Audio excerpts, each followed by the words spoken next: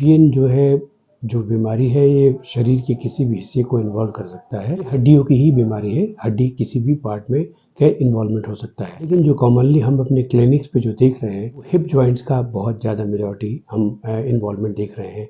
वैसे shoulder joint, even spine, ankle joint, या किसी को फ्रैक्चर हुआ है, हड्डी जुड़ गई लेकिन बाद में भी उसका जॉइंट है उसमें गलाव शुरू हो गया, तो ये बहुत ही ज़्यादा सिम्टम्स के साथ प्रेजेंट कर सकते हैं। यंग आदमी जो हमारे क्लिनिक्स में कैसे आते हैं, हिस्ट्री काफ़ी लॉन्ग होती है। हिस्ट्री यानी कि उसको हल्का फुल्का, जैसे मॉर्निंग में स्टिफनेस शुरू हो गई, ये 5-6 महीने 7 महीने से चल रहा है, उस समय बहुत बार हम इसे मरीज नेग्लेक्ट करते हैं कि पेन किलर खा लिया या डॉक्टरी सलाह नहीं ली। धीरे धीरे वो स्टिफनेस डेली का डेली होना शुरू हुआ, दर्द बढ़ने लगा, दर्द की दवाओं की रिक्वायरमेंट बढ़ने लगती है। उसके बावजूद ये पता चला कि बहुत ज़्यादा दवाएं हम दे रहे हैं या पेन किलर्स ले रहे हैं, उसके बावजूद भी उसको फ़ायदा नहीं हो रहा है।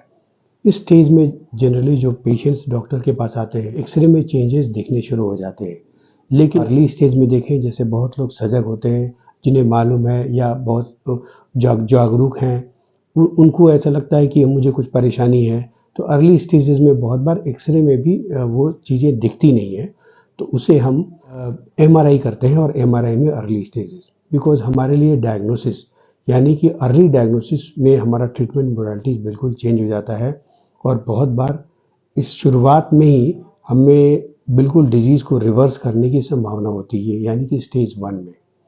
तो ये बहुत ज़्यादा ज़रूरी है कि जो भी सिम्टम्स हो रहे हैं पेशेंट्स को, जो कि दर्द होना, रेंज ऑफ मोशन होना, यानी कि ज़्यादा मूवमेंट नहीं हो पा रहा है, और कभी-कभी ऐसी स्थिति आ जाती है कि मरीज़ बेड रिडन हो जाते हैं, तो जो काफ़ी दुखद स्थिति हो जाती है। तो इसलिए इन सिम्पटम्स के बारे में हमें सजग रहना है और सही समय पे डॉक्टरी सलाह लेना है।